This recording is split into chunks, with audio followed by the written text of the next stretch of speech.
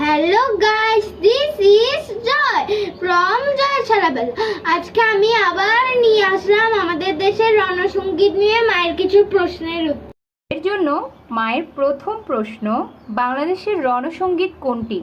চল চল গানের প্রথম 21 লাইন। বাংলাদেশের রণসঙ্গীতের রচয়িতা কে? কাজী নজরুল ইসলাম। কোনো রাষ্ট্রীয় অনুষ্ঠানে রণসঙ্গীতের কত লাইন বাজানো হয়? 21 লাইন। বাংলাদেশের রণসঙ্গীতের শেষ লাইন কোনটি? চল চল চল। রণসঙ্গীতও একটি দেশের খুবই গুরুত্বপূর্ণ বিষয়, কিন্তু দেখা যায় আমরা অনেকেই আসলে আমাদের দেশের রণসঙ্গীত কোনটি সেটা জানিও না।